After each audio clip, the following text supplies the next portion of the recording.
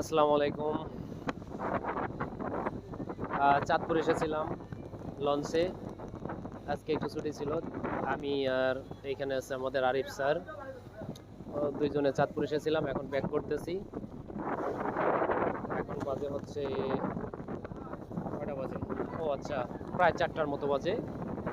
মানে 3টা 40-এ আর কি লঞ্চ ছাড়ছে।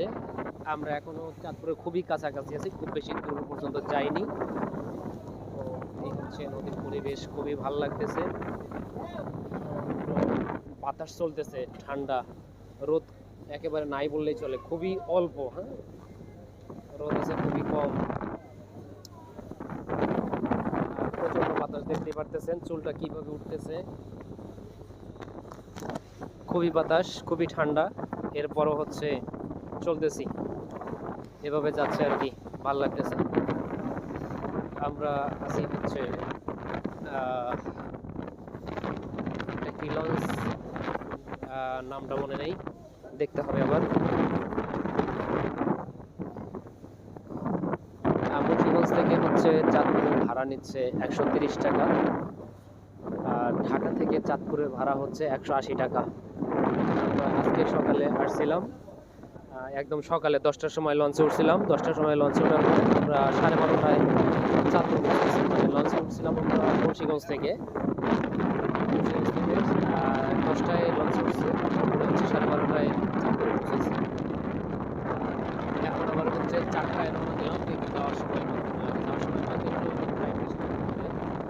কারণ এদিকে দেখেন প্রচণ্ড বাতাস, এদিক থেকে প্রচণ্ড বাতাস আসতেছে।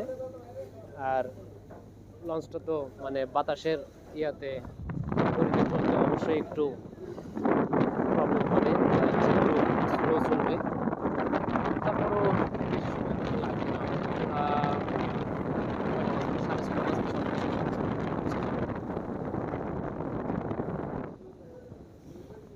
একদিন ছুটি ছিল, ছুটিটা উপভোগ করার চেষ্টা করলাম, এই আর কি।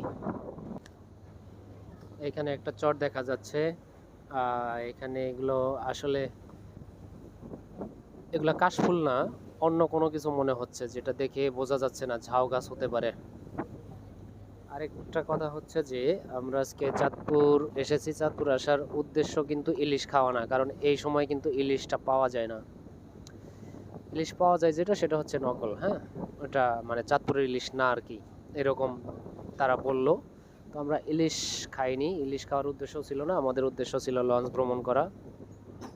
লঞ্চটা ভ্রমণ করলাম, আর মোটামুটি সদরে গিয়ে হাঁটাহাঁটি করছি, ঘোরাঘুরি করছি, ভাল লাগছে।